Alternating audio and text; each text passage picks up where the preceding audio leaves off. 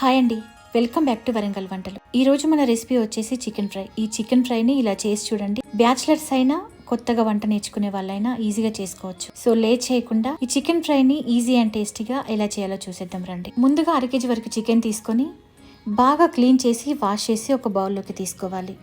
ఇప్పుడు ఇందులోకి 1/2 teaspoon పసుపు, 1 teaspoon సాల్ట్, 1 tablespoon ఫ్రెష్గా నూరిన అల్లం వెల్లుల్లి పేస్ట్, 1 teaspoon కారం, అరచెక్క నిమ్మరసాన్ని పిండి, ఉప్పు కారం చికెన్ ముక్కలకు పట్టేలా బాగా మిక్స్ చేసుకోవాలి. ఇలా మొత్తం కలుపుకున్నాక క్యాప్ పెట్టి 1/2 hour పాటు పక్కన పెట్టుకోవాలి. ఇప్పుడు స్టవ్ ఆన్ చేసి ప్యాన్లోకి 3 tablespoon ఆయిల్ తీసుకోవాలి. ఆయిల్ వేడయ్యాక 1 ఇంచు దాల్చిన చెక్క, 3 లవంగాలు, 2 ఇలాచి, 1 బిర్యానీ ఆకు వేసి కొంచెం ఫ్రై చేసుకోవాలి. ఇలా ఫ్రై చేసుకున్నాక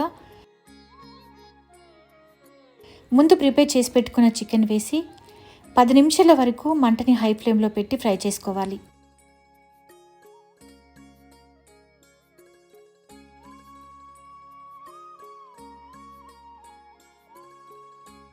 చికెన్ల నుండి ఇలా వాటర్ తగ్గిపోయి ముక్కలు ఇలా 50% ఉడికించుకున్నాక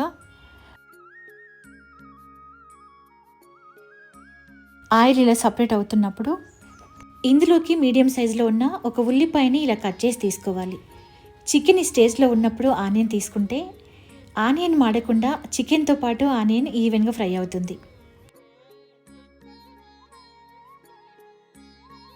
చికెన్ని ఇలా కొంచెం ఫ్రై చేసుకున్నాక ఇందులోకి 2 కరివేపాకు రెమ్మలు, ఇలా పొడుగ్గా కట్ చేసిన 3 పచ్చిమిర్చిని వేసి మరో 5 నిమిషాల వరకు ఫ్రై చేసుకోవాలి. ఇలా ఫ్రై చేసుకున్నాక ఇందులోకి 1 teaspoon కారం, 1 teaspoon ధనియాల పొడి, రుచికి సరిపడ సాల్ట్, 1 teaspoon గరం మసాలా వేసి ఈ మసాలా ఫ్లేవర్స్ అన్ని చికెన్ ముక్కలకు పట్టేలా మరో 2 నిమిషాల వరకు మంటని మీడియం ఫ్లేమ్లో అడ్జస్ట్ చేసి ఫ్రై చేసుకోవాలి.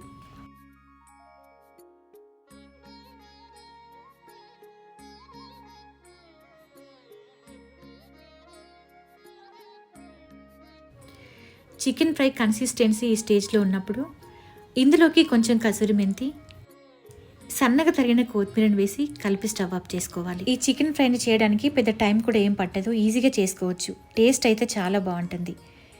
ఈ కర్రీని చపాతీలోకైనా రైస్ రోటీ ఏ కాంబినేషన్లో తీసుకున్నా కూడా టేస్ట్ అయితే చాలా బాగుంటుంది. మరి ఒక్కసారి ఈ రెసిపీని మీరు ట్రై చేసి ఎలా ఉందో కామెంట్ చేయండి. మా రెసిపీ మీకు నచ్చినట్లయితే లైక్ చేసి మా ఛానల్ని సబ్స్క్రైబ్ చేసుకోండి. Thank you.